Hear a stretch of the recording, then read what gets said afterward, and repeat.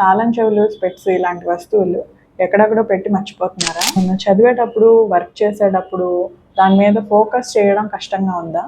Hi, నేను మీ neurologist doctor Shravya. Brain fog. So ఇలా వస్తువులు మర్చిపోవడం, పేర్లు మర్చిపోవడం ఇవన్నీ మనం మతిమరుపు అనుకుంటాం.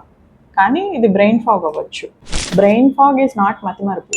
బ్రెయిన్ ఫాగ్ అంటే మన కాన్సన్ట్రేషన్ డిఫికల్టీ, ఫోకస్ చేసే క్యాపబిలిటీ తగ్గిపోతుంది అనమాట. అసలు ఈ బ్రెయిన్ ఫాగ్ ఎందుకు వస్తుందంటే చాలా రీజన్స్ ఉన్నాయి. స్లీప్ తక్కువైనా రావచ్చు, యాంగ్జైటీ, స్ట్రెస్ ఎక్కువ ఉన్నా రావచ్చు, డిప్రెషన్ ఉన్నా రావచ్చు, థైరాయిడ్ ప్రాబ్లమ్స్ ఉన్న రావచ్చు, వైటమిన్ డెఫిషియన్సీస్ ఉన్న రావచ్చు, చాలా neurological conditions like fits, Parkinson's, brain infections ఇలాంటి చాలా విషయాల్లో బ్రెయిన్ ఫాగ్ రావచ్చు. ఈ బ్రెయిన్ ఫాగ్ యొక్క లక్షణాలు ఏంటంటే చదివిందే మళ్ళీ మళ్ళీ చదవడం, ఎవరన్నా ఏమన్నా మాట్లాడుతున్నప్పుడు సరిగ్గా కాన్సన్ట్రేట్ చేయలేకపోవడం, మళ్ళీ మళ్ళీ ఏం చెప్పావు అని అడగడం, అప్పుడే చదివింది మర్చిపోవడం, వస్తువులు అక్కడ ఇక్కడ పెట్టి మర్చిపోవడం, ఇవన్నీ బ్రెయిన్ ఫాగ్ యొక్క లక్షణాలు. సో బ్రెయిన్ ఫాగ్ ట్రీట్మెంట్ అడిగారు. Brain fog treatment is based on the cause.